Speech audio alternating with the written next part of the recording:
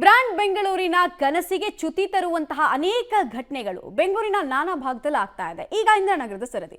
ಇಂದಿರಾನಗರದ ಜನ DCM DK Shivakumar ಅವರನ್ನ tag ಮಾಡಿ ಇದೇನಾ ಬ್ರಾಂಡ್ ಬೆಂಗಳೂರು ಅಂತ ಕೇಳಿದ್ದಾರೆ. ಯಾಕಿಷ್ಟು ರೋಸಿ ಹೋಗಿ ಆಕ್ರೋಶವನ್ನು ವ್ಯಕ್ತಪಡಿಸಿದ್ದಾರೆ ಅಂದ್ರೆ ಡೀಟೇಲ್ಸ್ ಈಗ ಬರ್ತಾ ಇದೆ. ಸಾಮಾಜಿಕ ಜಾಲತಾಣದಲ್ಲಿ ಡಿಕೆ ಶಿವಕುಮಾರ್ಗೆ ಸಾರ್ವಜನಿಕರು ಪ್ರಶ್ನೆಯನ್ನ ಎತ್ತಿರೋದು.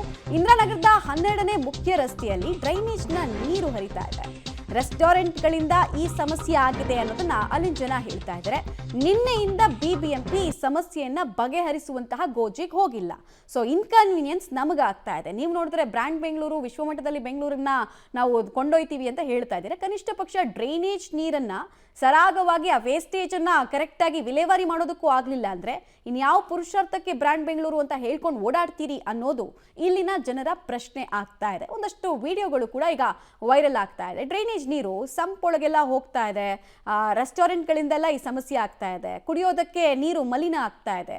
ರೋಗ ರುಜಿನಗಳ ಕಾಟ ಆಗುತ್ತೆ. ಬಿಕಾಸ್ ಒಂದ್ಸಲ ಈ ಥರದ್ದು ಕೊಳಕ್ ನೀರು ನಿಂತ್ಕೊಳ್ಳುತ್ತೆ ಅಂತ ಹೇಳಿದ್ರೆ ಸಾಂಕ್ರಾಮಿಕ ರೋಗ ಹಬ್ಬುವಂತಹ ಭೀತಿ ಶುರುವಾಗುತ್ತೆ.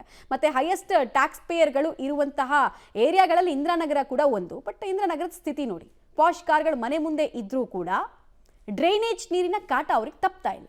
ಹೀಗಾಗಿ ಸಾಮಾಜಿಕ ಜಾಲತಾಣದಲ್ಲಿ ಟ್ರೆಂಡ್ ಮಾಡ್ತಿದ್ದಾರೆ. ಡೀಟೇಲ್ಸ್ ಕೊಡ್ತಾರೆ ಮಾದೇಶ್. ಎಷ್ಟು ಸಮಯದಿಂದ ಈ ಸಮಸ್ಯೆ ಇದೆ? ಈ ಭಾಗದ ಅಧಿಕಾರಿಗಳು ಕಣ್ಮುಚ್ಚಿ ಕೂತಿರೋದು ಯಾಕೆ? ಮಾದೇಶ್ ನನ್ನ ಧ್ವನಿ ಕೇಳ್ತಾ ಇದ್ರೆ. ಮಮತಾ, ಇದು ಇಂದಿರಾನಗರದಲ್ಲಿ ಆಗಿರುವಂತದ್ದು. ಅಂದ್ರೆ 12th ಮೈನ್ ಅಂತ ಏನಿದೆ, ಆ ರಸ್ತೆಯಲ್ಲಿ ಆಗಿರುವಂತದ್ದು. ಅದನ್ನ ಡಿ ಕೆ ಶಿವಕುಮಾರ್ ಅವ್ರಿಗೆ ಟ್ಯಾಗ್ ಮಾಡಿ ದೂರನ್ನ ಕೊಡುವಂತ ರೀತಿಯಲ್ಲಿ, ಅಂದ್ರೆ ಇದೇನಾ ನಿಮ್ಮ ಬ್ರ್ಯಾಂಡ್ ಬೆಂಗಳೂರು ಅನ್ನುವಂತ ಪ್ರಶ್ನೆಯನ್ನ ಮಹಿಳೆ ಮಾಡಿರುವಂತದ್ದು.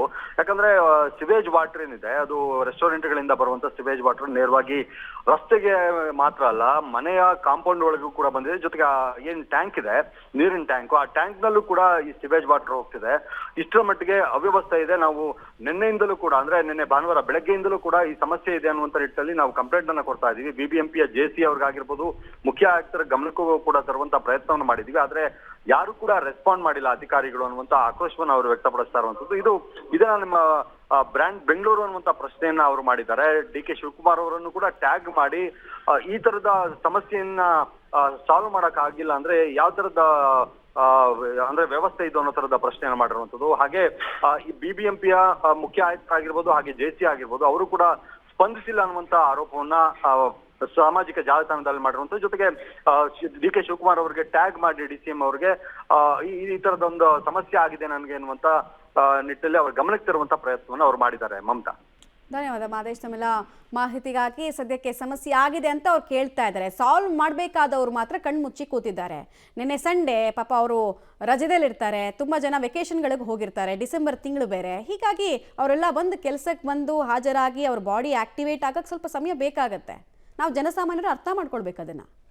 ಅವ್ರು ಹೇಳ್ತಾರಲ್ಲ, 5 ವರ್ಷ ನಮ್ಮನ್ನು ಕೂರಿಸಿದ್ದೀರಾ ನೀವು, ನಾವು ಏನೇನು ಕೊಡ್ತೀವಿ, ಯಾವ್ಯಾವ ಭಾಗ್ಯಗಳನ್ನು ಕೊಡ್ತೀವಿ ಅದನ್ನೆಲ್ಲ ನೀವು ಸ್ವೀಕರಿಸಬೇಕು ಅಂತ. ಇದು ಕೂಡ ಬೆಂಗಳೂರಿನ ಜನರಿಗೆ ಭಾಗ್ಯಗಳ ಪೈಕಿ ಒಂದು ಅಂತ ಅನ್ಸುತ್ತೆ. ಒಂದು ಕಡೆಗೆ BWSSP ಸಮಸ್ಯೆ, ರಸ್ತೆ ಗುಂಡಿ ವಿಚಾರ, ಈಗ ನೋಡ್ರೆ ಡ್ರೈನೇಜ್. ಏನು ಸರಿ ಇದೆ ಮತ್ತೆ?